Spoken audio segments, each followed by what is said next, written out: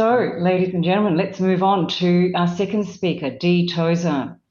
So Dee's going to speak tonight on repairing relationships. Dee's a psychologist, a master coach, a specialist counsellor for anxiety and depression. Dee's a highly experienced psychologist who specialises in transformational relationship repair. She terms herself a master coach with a particular focus on couples in crisis.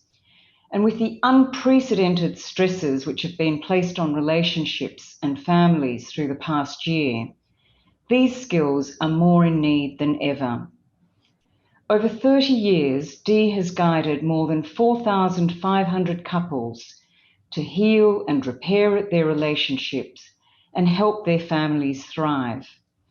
By studying best practices from around the world and drawing on her own deep experience in the field, Dee has honed her coaching skills around a belief that when the right techniques are applied at the right time, relationships can be repaired and restored, allowing pain to dissolve and partnerships to thrive again. So Dee, tell us what was peak stress moment in the last year for you? Oh, wow. Thank you, Nora. Well, it comes from my work. My own personal life was pretty good. I have to say I'm very grateful. But the work and the distressed couples, trying to fit them in and manage them all being in their cubby holes together, if you like, warring, was extremely difficult. Didn't have room. Managing the tension was really difficult. So for me, that was distressing because I'm used to smoothing things, reconnecting and repairing, and it was a bigger challenge last year, a much bigger challenge. But the good thing out of it was that I worked out a way, which I'm now using all the time. I introduced 15-minute support calls every day, pretty well at no charge, not that that's that relevant, except a lot of people were struggling through that time. And they were there, and in the beginning, a lot of people used them. I learned a lot from them, an immense amount from them, for what quick things I could quickly do to settle people down. And now it's just a natural part of every couple that comes to me. They have unlimited daily support calls on a weekday and on weekends if we're by arrangement. So that's been a great thing that came out of it. And what I did for myself, personally, I sewed. So I didn't write poetry. I certainly don't have any talent there. But I put the sewing machine up and I altered, rebuilt, remade anything I could get my hands on. So I don't know, that was not terribly thrilling, but that's what I did. Oh, still unleashing the creative, I think, is an important part of it, and obviously picks up on Mark's theme. So over to you for the rest of the talk. Thank you. Well, thank you. I just need to click something on, just one moment. Okay, so thanks so much, Nora, and also to Label for inviting me, and also listening to you, Mark. What an invaluable message that was. And I really love the fact that we're sharing pain reduces it and sharing joy increases it. I mean, that's what I teach a lot. It really is aligned with what I do and with what I'm doing tonight, quite a bit actually. So where I'm going with this is that the biggest insight I've had in all my years and central to what I do is that the number one strength in thriving long-term relationships, believe it or not, is resilience. And everything I do is built around that. And it's interesting because I haven't had a conversation with Label about that, or anybody really, but it's once I started putting this together, I thought that's what I do all the time. And what it is about resilience in relationships is a similar thing to what Mark said. You're in your discomfort zone. So how do you get comfortable in the discomfort zone of emotions in a relationship, in your primary one, your marriage, especially through this last current 18 months where we're in lockdown so often? And what I'm talking about is how we're going to bounce back, because resilience is about bouncing back, isn't it? So that If we have a disagreement or a recurring argument, which we know they turn up over and over, or a hostile upset, or that silent disconnect, how do we bounce back in a relationship when we're there face to face, our emotions have been triggered, we are not terribly willing some of the time to let go of the pain that we feel has been pushed on us? So there's two questions I'm bringing up here. One is, can we bounce back to the loving togetherness after an altercation? Even something as tiny as just a little upsetting irritation can push us right off balance in a relationship, in our primary relationship. Or what about if it's a distressing, hostile, really nasty fight? How do we bounce back from that? So I'm going to address that in a minute. The second one is then, if we can, how do we actually do it? And what do we have to shift to be able to do it? Because something has to shift for us to be able to embrace that and do it. So going to that first question, we can all probably relate to those small altercations that leave you feeling out of sorts with each other, sometimes for hours, sometimes days. And then if things are really hostile and nasty, what then? Well, the carryover rumblings, if you're feeling aggrieved, full of resentment, and then the next round of that is often sadness, terrible sadness, or we cut out, cold disconnection, it can last a really long time. And I hate to say it, even for years.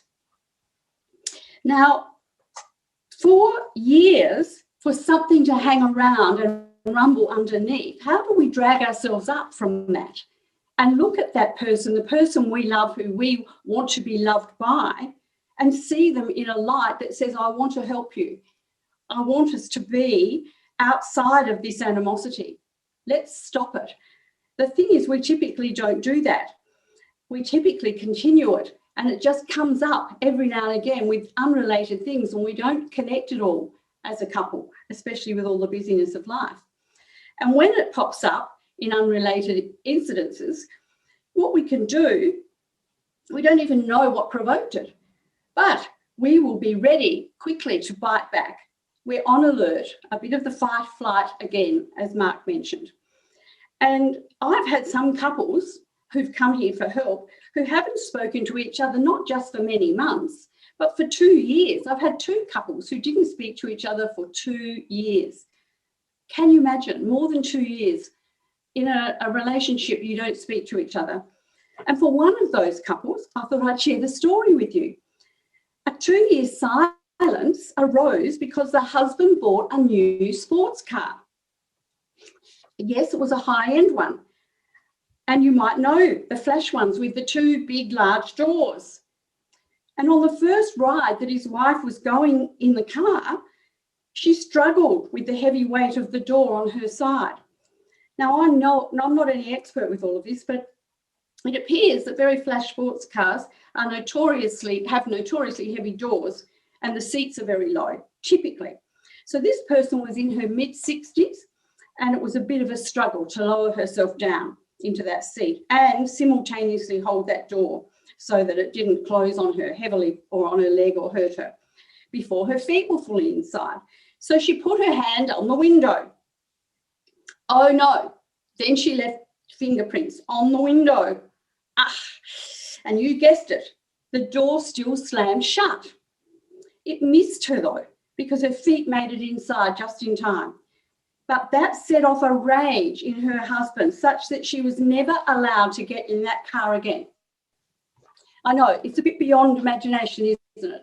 But when people have enough stuff accumulate over years and resentments, doesn't take much to get to that decision. It's a tiny little shift then away from all the tension that they've had.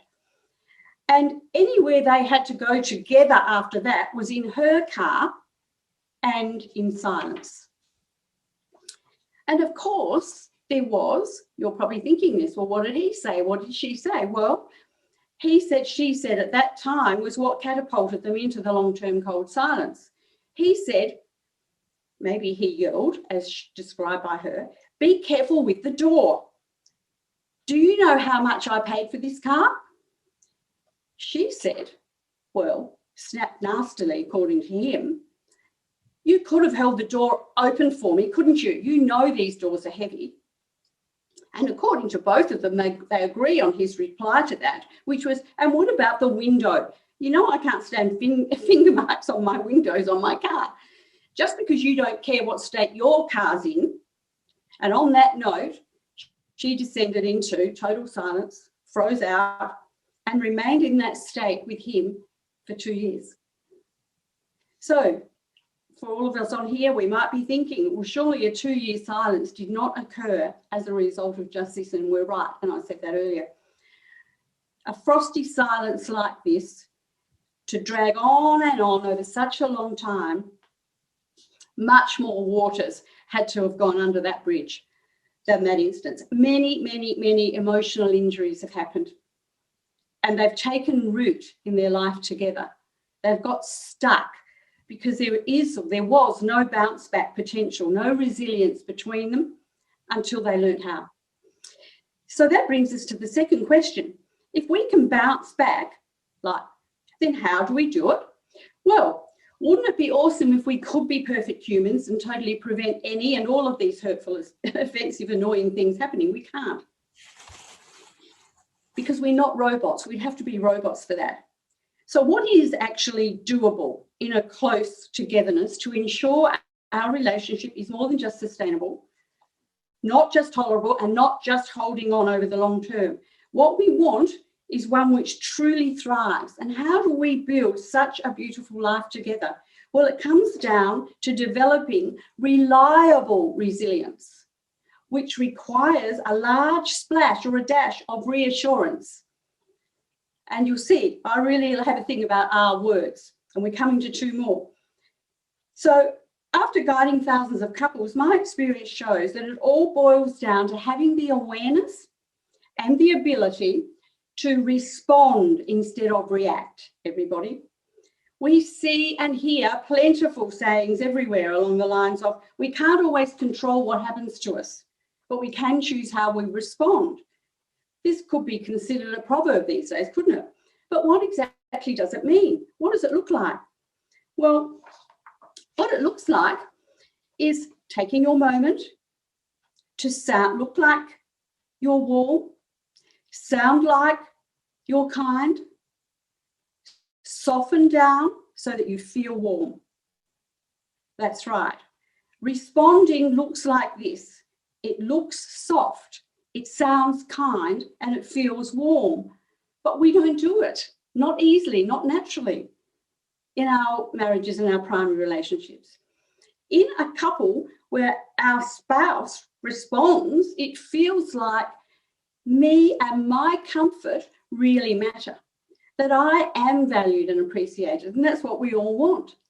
Responding is gentle, it's considerate, it's focused on the outcome, which is how you feel towards each other day in, day out over the long term. And overall, what we really are doing is maintaining our composure. So we draw our spouse toward us, not pushing them away like reacting does. So that's what it's about. It applies beyond our marriage to every area of our life. I think I spoke briefly to Abel about this. You know, while we're reliant on personal interactions for love and reassuring comfort in our marriage, we're also reliant on personal interactions in our broader life context. We're reliant on those with our family and our friends, aren't we? With our community. For our financial security and our achievement in life, therefore, personal interactions in our business or our work life. And I find it really interesting that our ability to respond works in the following order, from the best down to the lowest or the worst. So the best responding we do is at work and in business. We are most able to maintain our composure there. Not going into all the reasons why, you can probably work that out quickly. Then the better, a little run down there, responding we do, but could be improved, that's with friends and community. We can remain composed there as long as there's not too much of a hint of criticism or telling us what to do about it. So the next one is average responding. Average responding is amongst the family. Average responding is your broader family and maybe with your kids, okay, where you can maintain quite a bit of composure, but there are still some emotional spikes around that could provoke a little reaction, but it might not be highly reactive. Then at the lowest point, we typically observe little or even zero responding, where our ability to maintain composure is impacted by layer upon layer of disappointments and struggles, and we're reactive in the main, and that's in our marriage or our primary relationship. So there we have it. It's a scaled indicator of where and when we do control our emotions. So we clearly can, we do already. We do know how. We know our instincts tell us which context, which settings.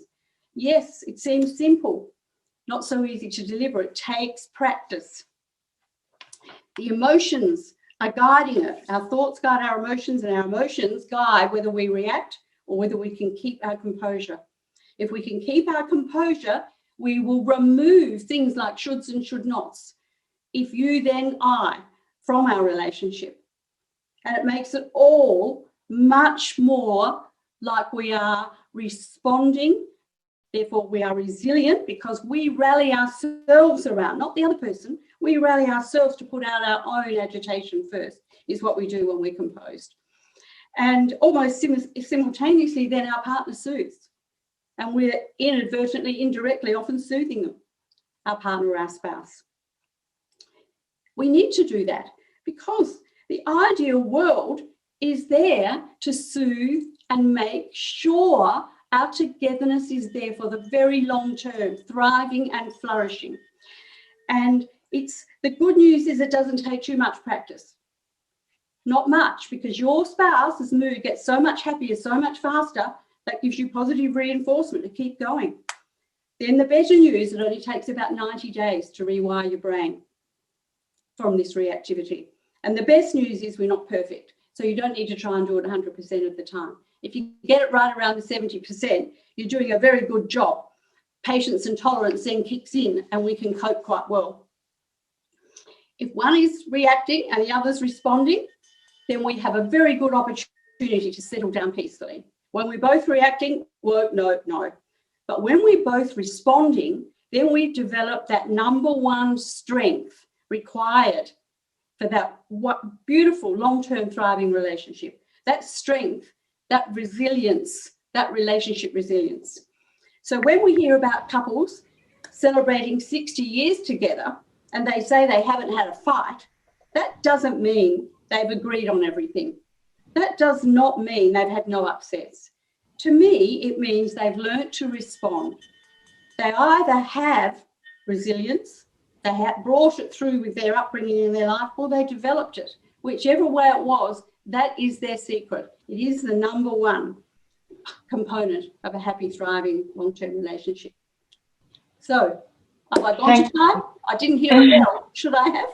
Yes. Did you? I think Roma, something's sort of on your sound, on the volume, the bell doesn't come across, but that's fine. I apologise. Okay. What a terrific talk. Thank you. So I loved the insight about, composure and behaviour sort of going from best to worst, that we reserve our kindness for the external sort of office professional environment, and I guess under the guise of thinking that in your own private home and in closest relationship you can sort of let go, but we actually lose the kindness that's most important in that. So I think you give us a lot of hope, and thank you for the insights. Thank you for having me.